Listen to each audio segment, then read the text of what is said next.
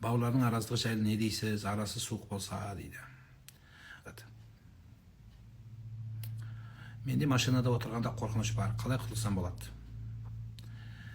Бүкіл дүние жүзі бойынша машинада авария болғандардың санын жинаса, рактан өлгендердің санына жетпейді екен. Бір күнде. Бұл дәлелденген факт.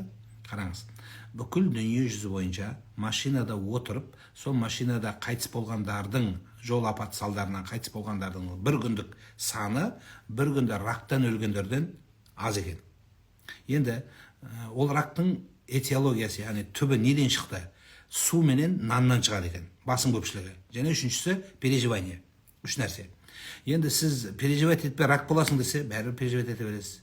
Нан жеме, бәрібір рак болып қалуың, ауру қалып келеді десең, онда да жей береміз.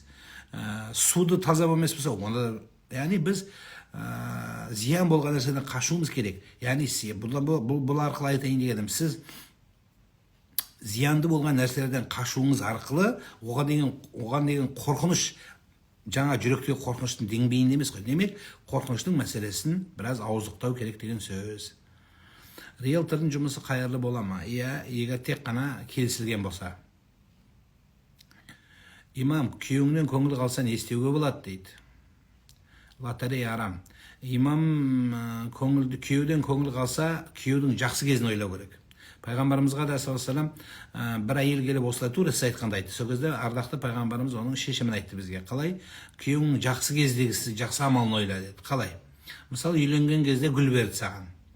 Үйленгеннен кейін біраз уақыт білмеймін, бір ай бола ма, 40 күн бола ма, 1 жыл бола ма, 10 жыл бола ма, қанша уақыт әйтеуір бір жақсы мәміле болды ғой. Сол сәтін ойлап, жақсылық істей бер жаным, Мәуліт оқу дұрыс па? Біздің ғұламаларымыз, Ханафи мазхабының дерлік ғалымдары мәулітті шоуға айландырмаса, ән күй биге айландырмаса, пайғамбардың өмірін айтса, пайғамбар саллаллаху алейхи вассаламның жолын айтса, ғылым білім айтса, онда дұрыс деп айтады. Ұлым басқа ұлттың қызымен жүрді, махаббат болды, аяқ ұрсып қалды, қыз жоқ, тарапынан не отырасың, не үйленесің деді, бола ма?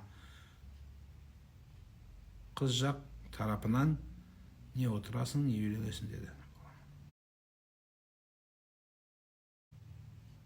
Не істесем болады? Үйленсін. Не, өзгенің қызы сіздерге қыз емес па не? Мен түсінемін, сізге қазақ керек. Бірақ соны алдын ала айтпайсыз. Енді ол келін келеді, оны сыйдырмай қуатын болсаң, Алланың алдына жауап бересің. Балаң жүрді, біреудің қызын былғады, біреуді енді жаман атқа қалдырды. Дұрыс оны соттату керек. Соттатпаса алсын. Алғаннан кейін алып алып, бір ай, 2 ай, жарты ай тұрып, ажырасып, заңда ажырасып кету, бұл арам болады. Сізге сондайға давадит ету, сізге де сондай күнә жазылады. Неге олай істейсіз? Неге баланы қарамайсыз? Сондықтан алсын, үйленсін, содан ұрпақ көреді бұйырса. Аға, ұлым түс көріпті, әкесі қайтыс болған, атасы ертіп кетіпті, жылап оянды дейді. Баланың түсіне мән берілмейді. Алла жеңілдік берсін, Қарақатжан, уайымдамаңыз. Дұға қойыңыз.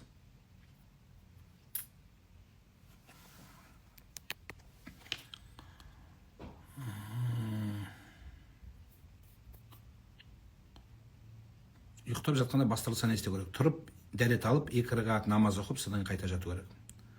Ассалаумағалейкум, бармағым шығар, шығып кетті, дәрет ала алмай атырман. Намаз қалай қаза оқиман? 1 хафте болды. Қарақалпақстаннан жазып отқан боларсыз. Бұлай болады, қарны сіңірім. Дәрет ала бересіз.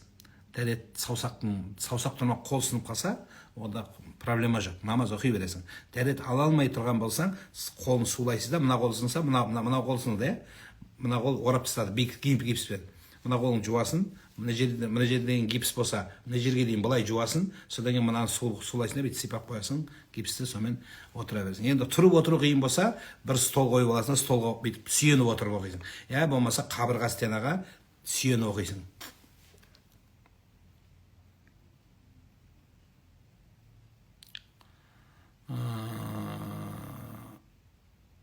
Ағын су ғұсыл бола ма? Болады.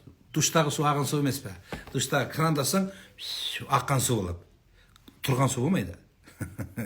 Шелек пе, шелектегі суды да бүйтіп жақсаң ағыс су болады. Енді ол тұрған су, оған қол тықсаң, нәжес қол тықса, онда нәжестің көлемінен аз болса, онда бұзылады, жарамайды дегенім ғой. Таң намазын ғана оқуды бастадым, енді бүгін ұйықтап қалдым, қазасын оқып ал жаным. Келінге анау мынау деп күн бермесе, бала көп болсын деп маза бермесе не болады? Ол да біреудің қызы ғой, жүрегім ауырып жылағанда дейді. Жүрегім ауырды жылағанда дейді. Енді тусын, енді күйеуімен шешеді. Сіздің не қатысыңыз бар? Күйеу ту десе туа беретін, ол завод емес қой. Жаңағы кішкене тумайтындай мәселе бар. Көзін күтеді, денсаулығын күтеді, ақылдасады, баланың ақысы бар, ортаға мәмілеге қарайды. Енді ту десе туа беретін, ол да комбайн емес қой. Кішкене қарайды да өзінің жағдайына.